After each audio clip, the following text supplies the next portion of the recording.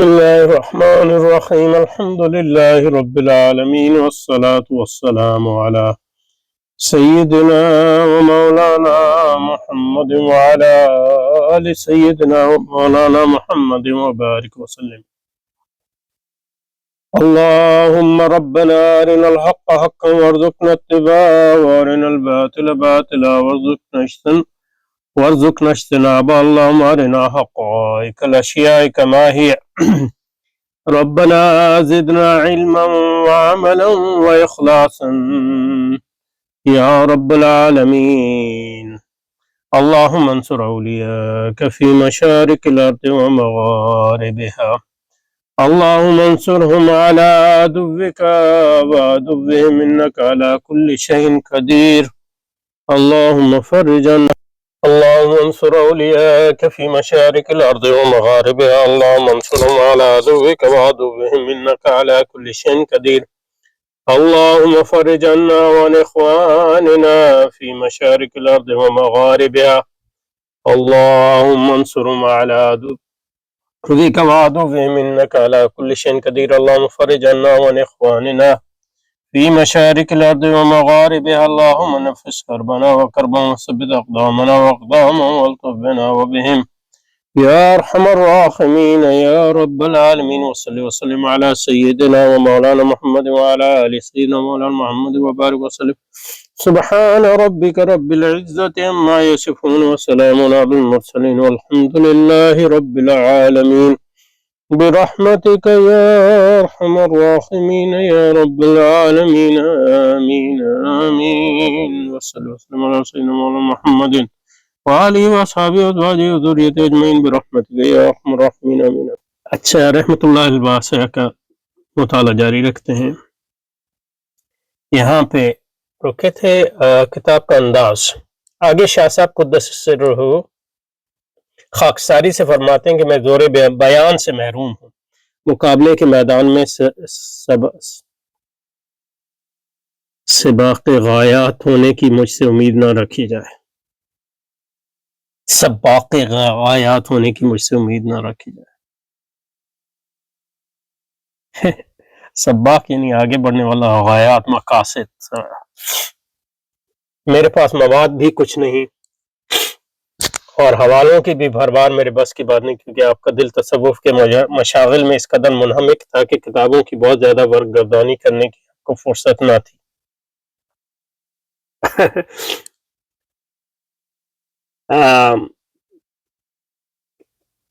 حضرت شاہ اللہ کا مطالعہ تو بہت وسیع نظر آتا ہے، یعنی تصوف کے مشاغل سے اس طرح منہمک تھے. تصوف جو ہے آپ کو کتابوں کی ورق گردانی سے تو نہیں روکتا، نہ امام غزالی کو روکا، نہ امام ابن تیمیہ کو روکا، نہ شاہ ولی اللہ کو، انلیس یہ کچھ خاص بات فرما رہے ہوں تو اس کا مجھے نہیں پتا. نیز فرماتے ہیں کہ اساتذہ سے سنی ساری باتیں یاد کرنا، پھر ان کو بیان کر کے لوگوں کے دل لبھانا میرے بس کی بات نہیں. شاہ صاحب کے نزدیک یہ ایک چیز ایک طرح کی بناوٹ اور ناپسندیدہ بات تھی کہ اس قسم کی باتوں کی بھی قارئین شاہ صاحب سے امید نہ رکھیں. شاہ صاحب کی کتاب میں جو کچھ ہے وہ ان کا اپنا ذاتی سرمایہ ہے. یعنی مطلب یہ کہ ہر عالم جو ہے دوسرے علماء جو اس کے جن سے وہ متاثر ہوئے انہیں کی سوچ پر بلڈ اپ کرتا ہے. تو ذاتی سرمایہ کا مطلب کبھی بھی یہ نہیں ہوتا کہ ایک عالم جو ہے کتنا بھی عبقری کیوں نہ ہو، کہ عبقریت کا مطلب یہ نہیں ہوتا کہ آپ کوئی چیز تخلیق کر رہے ہیں آؤٹ آف نتھنگ. عبقریت کا مطلب یہ ہے کہ جو آپ نے پڑھا ہے استادوں سے، کتابوں سے، اس میں محنت اور سوچ بچار اور اپنی بصیرت سے اضافہ کریں.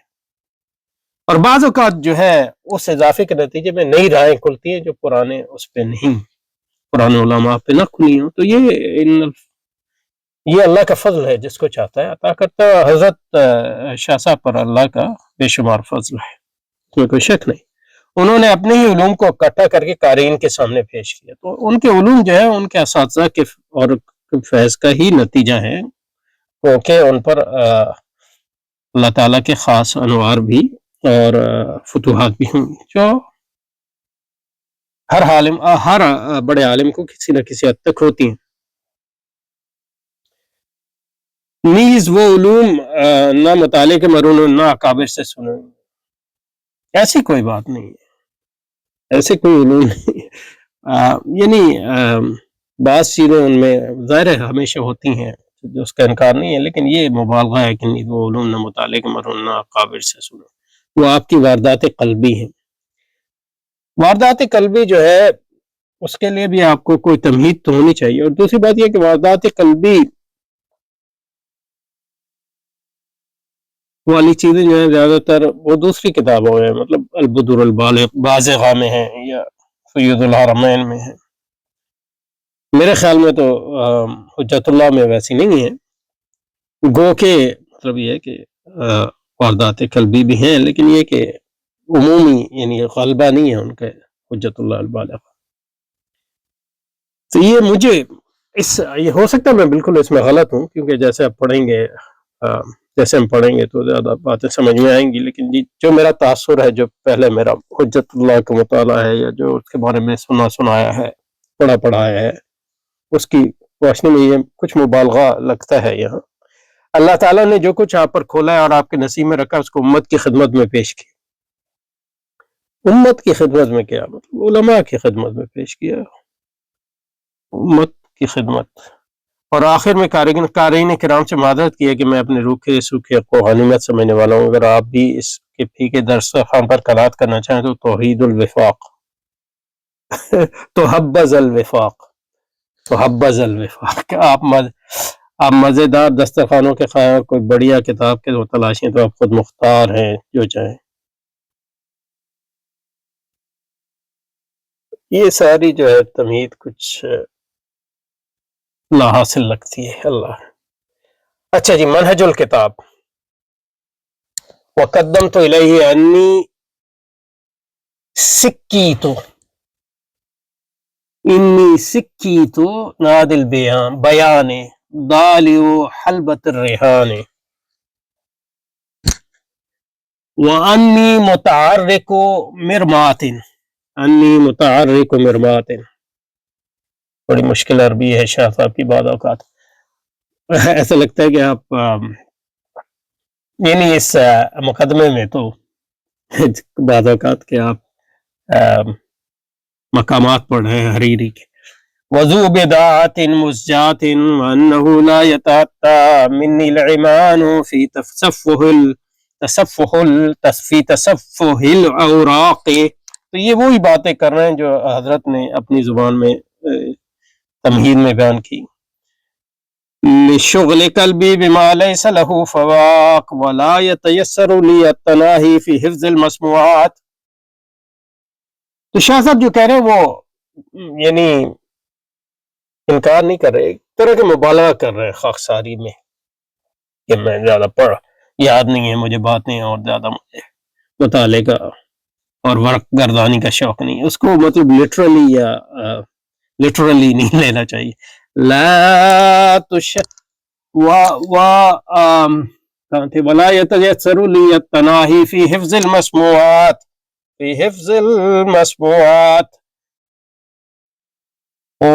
ليتشدق بها عند كل جاء وآت وإنما أنا المتفرد بنفسه.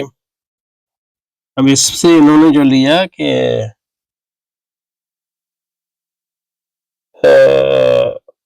چھیاسٹھ کتاب جو جس کے انہوں نے اپنی کو کر کے واردات قلبی ہیں جو اللہ اس کو امت کی خدمت میں. وإنما أنا المتفرد بنفسه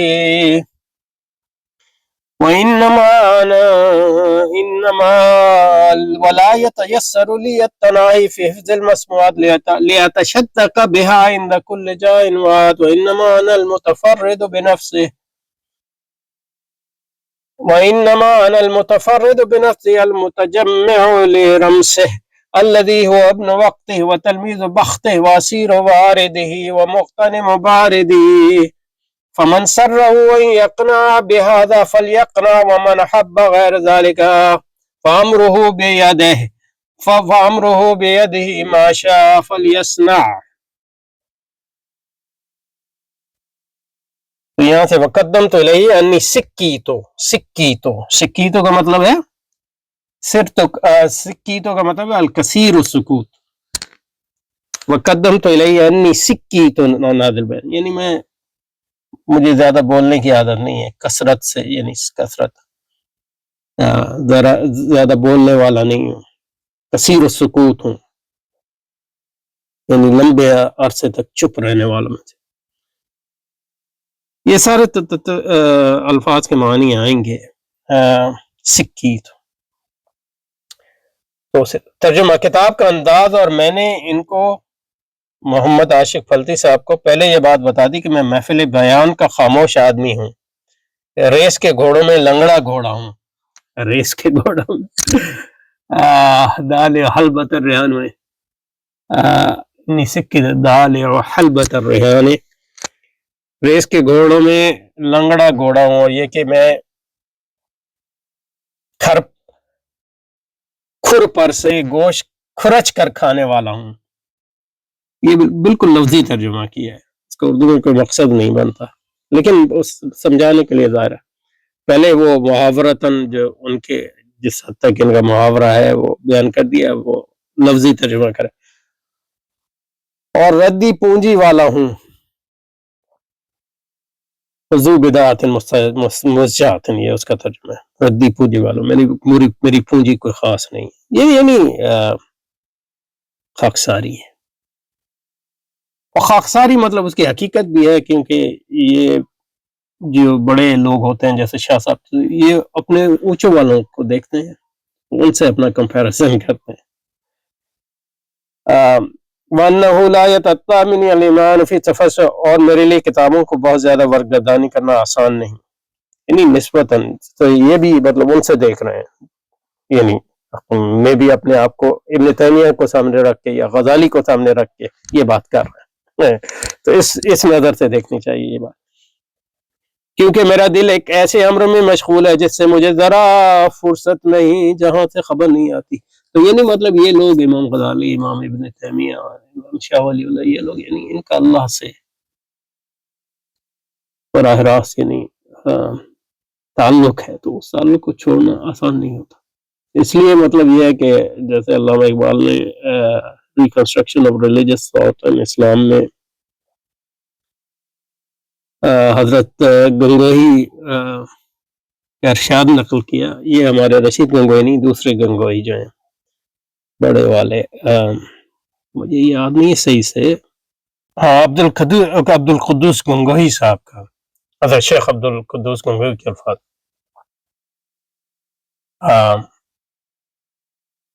اب یہ مجھے نہیں پتا کہ علامہ اقبال نے جو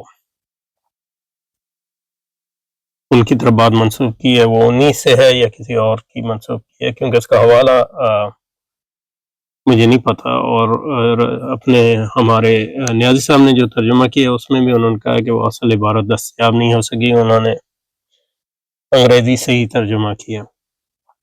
بہرحال جس کا بھی ہو، لیکن وہ جو بات اس میں فرمائی ہے حضرت شیخ عبد القدوس گنگوہی صاحب نے، محمد عربی بر فلک الافلاق رفت و بات و آمد، واللہ اگر من رفتوں میں ہرگز باز نہیں آمد. یعنی جو اللہ کے ساتھ خلوت اور قرب نصیب ہوتا ہے اللہ والوں کو، تو اس کی سے واپس آنا اس دنیا کی طرف بڑا مشکل ہوتا ہے، یعنی دقت ہوتی ہے. تو اس لیے کیونکہ میرا دل ایک ایسے امر میں مشغول ہے جس سے مجھے ذرا فرصت نہیں، تو میرے لیے اساتذہ سے سنی ہوئی باتوں کی آخر حد تک بیان بھی آسان نہیں تھا کہ میں اس کے ذریعے ہر آنے جانے والے کے سامنے بڑھ بڑھ کر باتیں کروں.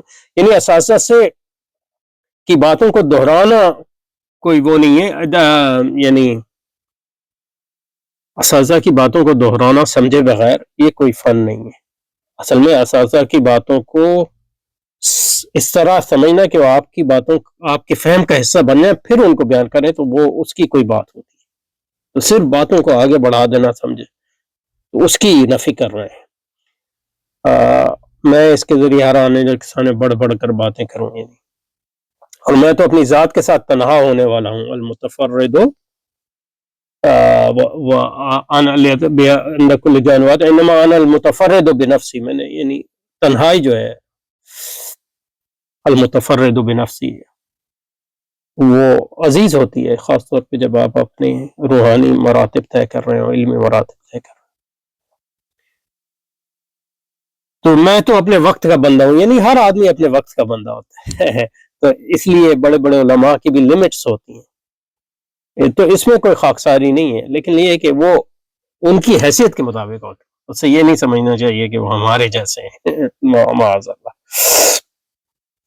میں تو اپنے وقت کا بندہ ہوں، یعنی مطلب امام غزالی اتنے بڑے عالم ہیں، صوفی ہیں، فلسفی ہیں، لیکن بہت سی باتیں جو فلسفہ وغیرہ میں انہوں نے کی ہیں یا نفسیات میں کی ہیں، جو انسانی علوم ہیں، آج وہ مطلب یہ کہ غلط ثابت ہو گئی ہیں یا ان میں وہ گہرائی نہیں ہے. تو اس پہ اس سے یہ نہیں ثابت ہوتا کہ حضرت امام غزالی جو ہے عبقری نہیں، کیونکہ ہر آدمی جو ہے کسی نہ کسی حد تک اپنے زمانے میں جو اس کا علم ہوتا ہے، اپنے زمانے میں جو اطلاعات ہوتی ہیں، انہی کے تناظر میں اور ان پر ہی مبنی ہو کر جو ہے اپنی خیالات کو جو ہے ڈیولپ کرتا ہے. بس جوش، میں تو اپنے وقت کا بندہ اور اپنے نصیب کا شاگرد ہوں. ليتشدق بين كل جانوات انما انا المتفرد بنفسه المتجمع لرمسي الذي هو ابن وقته والتلميذ بخته. بخت جو ہے نصیب، ہمارے یہاں بھی استعمال ہوتا ہے اور تلمیذ بھی استعمال ہوتا ہے. میں اپنے وقت کا بندہ اور اپنے نصیب کا شاگرد ہوں. واسیر وارد ہی، اور اپنی واردات کا پابند اپنی واردات کا اسیر ہوں، اپنی ٹھنڈی روٹی کو غنیمت سمجھنے والا بارے. فمن سرہ ان یقتن، تو پس جو شخص خوشی ہو کر میری اس ناقص پونجی پر قناعت کرے تو کرے، اور جس سے اس کے سوا پسند ہو تو اس کا اپنا معاملہ اس کے ہاتھ میں ہے، پس وہ جو چاہے سو کرے. تو مطلب یہ ہے کہ تمام علماء، ہر ایک کو ہر عالم سے مناسبت نہیں ہوتی. کسی کو، یعنی جو طالب علم ہوتے ہیں ان کی بات کر رہا ہوں، کسی کو امام غزالی سے مناسبت ہوتی ہے، کسی کو امام ابن تیمیہ سے مناسبت ہوتی ہے، کسی کو امام ولی اللہ سے مناسبت ہوتی ہے. تو یہ مطلب یہ ہے کہ کوئی ضروری اور لازمی نہیں ہے کہ ہر عالم کو پڑھا جائے، یا یعنی یہ اچھا ہے اگر آپ کو مناسبت ہے. تو اگر آپ امام شاہ ولی اللہ اور امام غزالی اور ابن تیمیہ کے علم کو جمع کر لیں تو کیا بات ہے جناب. لیکن یہ کہ آپ کو مناسبت نہیں ہے تو کوئی ضروری نہیں ہے. آج لوگ ساری عمر امام غزالی پہ گزار دیتے ہیں، امام تیمیہ پہ گزار دیتے ہیں. تو یہ پھر ان کو جاننا چاہیے کہ ان کی باتیں جو ہیں صحیح ہونے کے باوجود یک رخی ہوں گی، لیکن ایک نقطۂ نظر کی ہوں گی، تو ان کو جو ہے دوسروں کے نقطۂ نظر کو جو ہے یہ سمجھنا چاہیے کہ وہ دوسروں کے نقطۂ نظر کو ان کی فکر جو ہے وہ محیط نہیں ہے، تو اس لحاظ سے اس میں ایک کمی ہے. یہ اس کا خیال رہنا چاہیے. اچھا، اس کے بعد لغات پہ آئے ہیں. لغات پہ فرماتے ہیں قدم الیہ، اس کی طرف آگے کیا، یعنی اس کو پہلے بتا دیا. کہا تھا وقدم تو الیہ، یعنی اس کو پہلے بتا دیا. سکیت جو ہے، جیسے میں نے کہا الکثیر السکوت، بہت چپ رہنے والا، خاموش آدمی. خاموش، بعد لوگ خاموش ہوتے ہیں طبعا. دالع، دلا فتح یفتح، دلع شیء ٹیڑھا ہو جانا.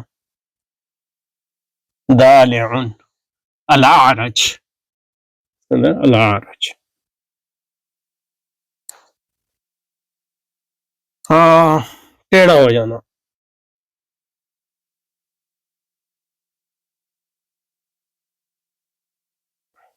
اچھا جی، تو قدم علیہ اس کی طرف آگے کیا، یعنی اس کو پہلے بتا دیا. سکیت، بہت چپ رہنے والا. دالع، دلع یضلع، دلع شیء ٹیڑھا ہو جانا. الاعرج. الحلبۃ، گھوڑے جو دوڑانے کے لیے جمع کیے جائیں. جمع حلبات اور حلائب.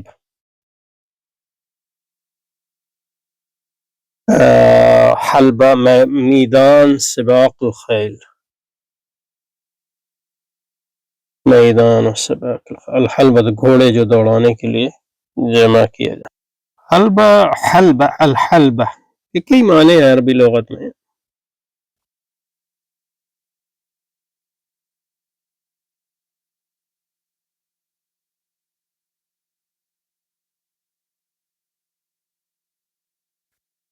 حلبہ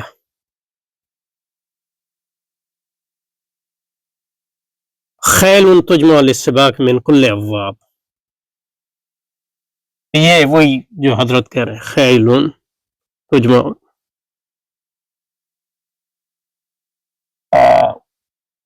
للسباق، سباق کا مطلب یہ ہے کہ کمپٹیشن، من کل ابواب، ہر جانب سے.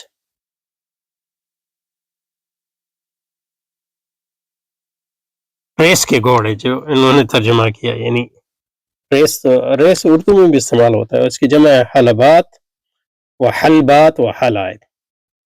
حلبات فتح، حلبات و حلائب، یہ حضرت نے بھی میرا خیال ہے یہی بیان کیا. حلبات،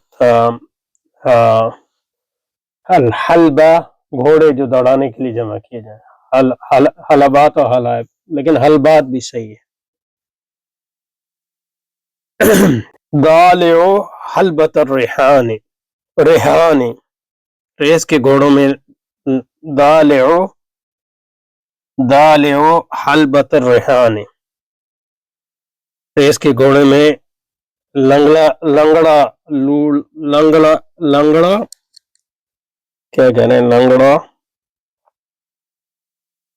گھوڑا ہوں. یعنی اپنے آپ کو خاکساری، یعنی مطلب یہ کہ علماء میں میرا اتنا درجہ نہیں ہے. راہنہ ریحانا علی الخیر، گھوڑے دوڑانے کے لیے شرط لگانا. وخیل الریحان التی یراہن علی سباقها بمال وغیرہ، ٹھیک،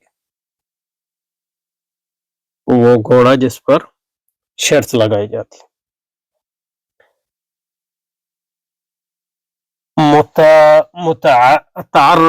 تعرک لازمہ عقل ما علیہ من اللحم نحشن باسنانی، یعنی ہڈی پر سے دانتوں کے ذریعے گوشت نوچ کر کھانے والا. یعنی مسکین ہوں، میرے پاس یعنی ہڈیوں پہ تھوڑا سا گوشت ہے، پورا یعنی یہ ہے کہ گوشت یعنی نہیں، یعنی متع جو ہے وہ قلیل ہے. مرمات وخیل الریحان الذی تعرک لازم عقل ما علیہ من اللحم نحشن بہ. المرمات، مرمات کھر جس کو ہم کہتے ہیں، الزلف بھی کہتے ہیں عربی زبان میں. المرمات الزلف والجمع مرام، کھر.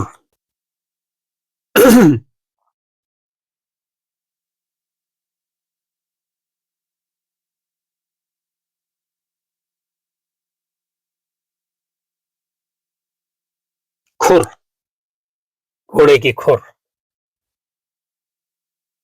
والجمع مرام، مرمات جو ہے عربی زبان میں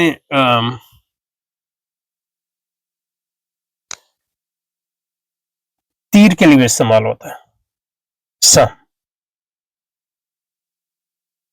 لیکن یہ ہے کہ کھر کے لیے، اور میرا خیال ہے زیادہ تر جو کھر کے لیے استعمال ہوتا ہے وہ بکری کے لیے، مرمات الشات.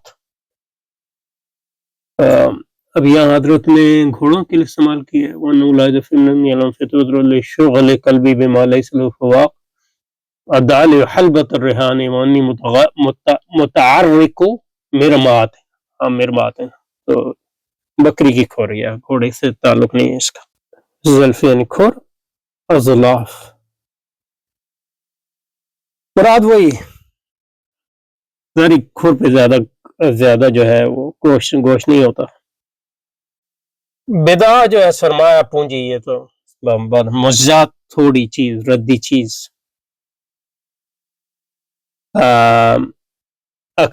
المرمات والزلف والجنف الفواق الوقت بین الحلبتین، یعنی الراحہ والتمہل. اس کو اردو میں انہوں نے نہیں کیا فواق، تصفح الاوراق وَأَنَّهُ لَا يَمِنِّي عَلَى الْفِطْرِ لِشُغْلِ قَلْبِي مَا لَيْسَ لَهُ فَوَاقٌ. فواق کا کہہ رہے ہیں کہ گھوڑوں کی ریس کے درمیان جو مہلت ہے اس کو فواق کہتے ہیں. ایک معنی یہ ہے. تعطل امر کسی چیز کا آسان ہونا. لا تتعطل الامر لا وَأَنَّهُ لَا يَتَعَطَّلُ مِنِّي الْإِيمَانُ یعنی میرے لیے آسان نہیں ہے. عَمْعَنَ فِي الطلب ڈھونڈنے میں بہت مبالغہ کرنا، بہت محنت کرنا، بہت گہرائی میں چلے جانا. تصفو شے دیر تک دیکھنا، اور تصفو جو ہے دقت سے دیکھنے کو بھی کہتے ہیں، یعنی گہری نظر سے دیکھنا، کیونکہ دیر تک دیکھتے ہیں تو پھر فواق اونٹنی کو 2 مرتبہ دھونے کے درمیان کا وقفہ بہت قلیل وقفہ. ہاں یہاں آپ کی ہے اونٹنی کو 2 مرتبہ دھونے کے درمیان کا وقفہ، یعنی اس کا دودھ نکالیں. لیکن عربی والے میں حضرت نے جو ترجمہ دیا وہ الوقت حل بدائے. ٹھیک ہے وہ صحیح ہے. ٹھیک ہے، تو فوا کا مطلب اونٹنی کو ریس نہیں، وہ میری غلطی. اونٹنی کو 2 مرتبہ دھونے کے درمیان کا وقفہ بہت قلیل وقفہ. تناہا الشیء بلغ نہایتہ، یہاں کا استعمال کیا تھا لشغل قلبی بما لیس له فواق ولا یسر لی تناہی. تناہی مطلب ہے کسی چیز کے انتہا کو پہنچنا، یعنی اس کا انتہا کو پہنچنا. قول والجمران فواق وقت تناہ الشیء بلغ نہایتہ یعنی انتہا کو پہنچنا، کسی کام کا ختم ہو جانا. تشدد بے تکلف فساد ظاہر کرنے کے لیے باچھے کھولنا. تشدد با تکلف فساد ظاہر کرنے کے لیے باچھے کھولنا. تشدد حرک شدقیہ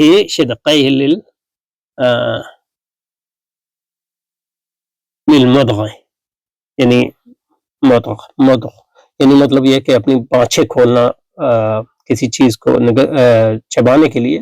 تو یہاں جو ہے اس کو محاورتاً استعمال کیا ہے بتکلف فساد کرنے کے لیے باچھے کھولنا. تفرد بالامر بغیر نظیر کے تنہا ہونا، تنہا کام کرنا.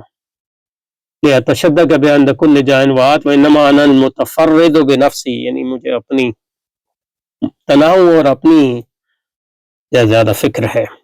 متفرد. متجمع جمع المتجمع لرمسی، رمس جو ہے قبر کی مٹی. المتجمع لرمسه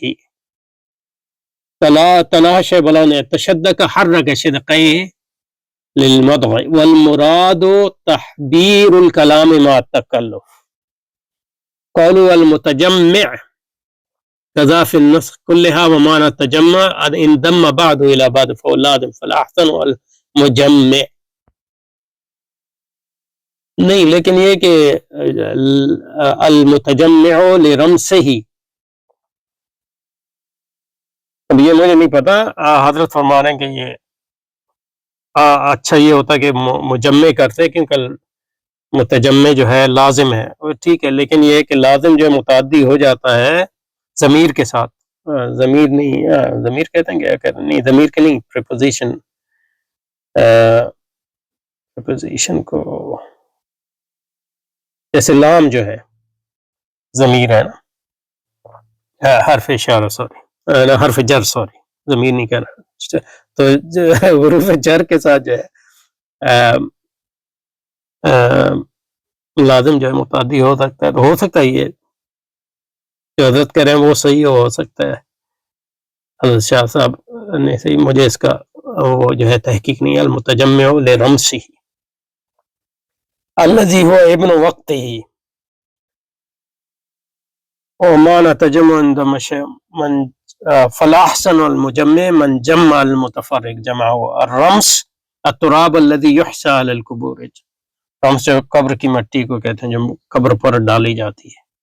والجمع رموس قول ابن وقته هو قائم بما يظهر عليه. ابن وقته بخت نصیب فارسی کلمہ ہے، بخت اردو کلمہ بھی ہے یعنی فارسی تو ہے ہی. بخت خاص طور پہ ہمارے مطلب پنجابی میں استعمال ہوتا ہے بخت، اور ہندی اس کے لیے فصیح لفظ حظ ذو حظ. مغتنم غنیمت سمجھنے والا نور صوبیدہ اصل میں یعنی مطبوعہ مسجد کراچی مخطوط امامۃ مصر میں یہ جملہ چھوٹ گیا ہے. ٹھیک ہے.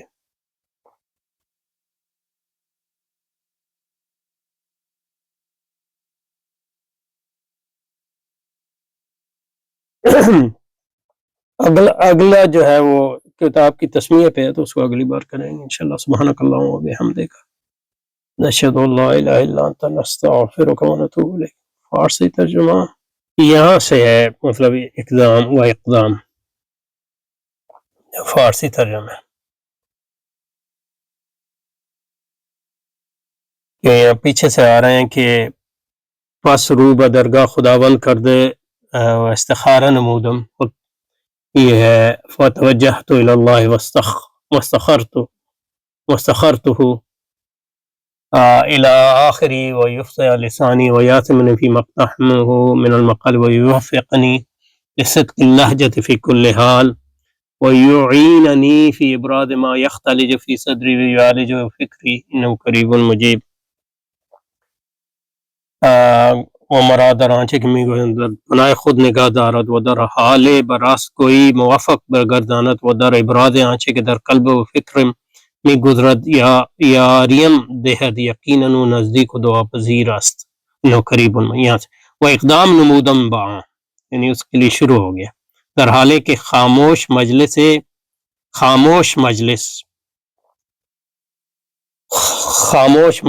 بیان تو سکی تھی یعنی میں خاموش جو اردو والے میں تھا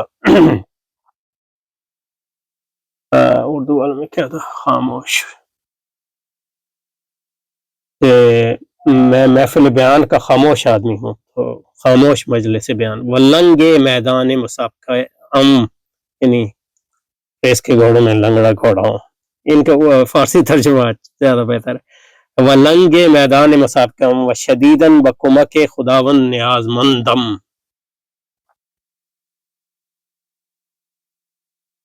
اور اگلے والا کا بھی انہوں نے جو ہے با محاورہ ترجمہ کیا. یہ کہہ رہے تھے اور یہ کہ میں کھر پر سے کوش کھرچ کر کھانے والا ہوں اور ردی پونجے والا ہوں. دال حلبت الریحان وانی متعرق مرمات وضو بدعات متون لا یدمنی المان. اچھا جی. خاموش مجلس ولنگ میدان مسابقہ و شدیداً بکمک خداوند نیاز مندم زیرا قلبم چنا مشغول است کہ لحظه فرصت ندارم و آنچه را که می شنوم حفظ برایم میسر نیست تاکہ در موقع نیاد پیش هر آمد و رفت کننده بیان نمایم و جز این نیست که من به خودی خودم تنهایم آماده برای قبر العدلیات بین کل جانب انما نمت بنفسی. فرما رہے ہیں کہ جز این نیست کہ من به خودی خودم تنهایم آماده برای قبر آنکه فرزند وقت و شاگرد تقدیر و اسیر آنچه که از طرف خدا می آید و فرصت شمار آنچه که خداوند برای زندگی مهیا کرده می باشد.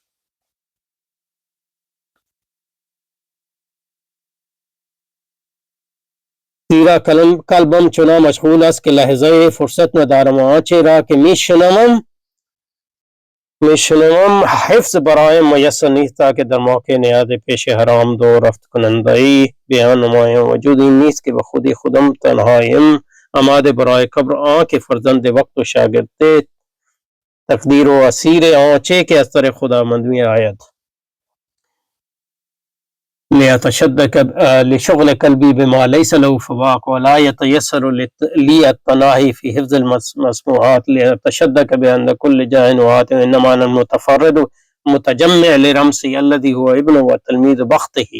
یہ اس کا از طرف خداوند شاگرد تقدیر و اسیر آنچه که از طرف خداوند می آید و فرصت شمار آنچه که خداوند برای زندگی مهیا کرده می باشد.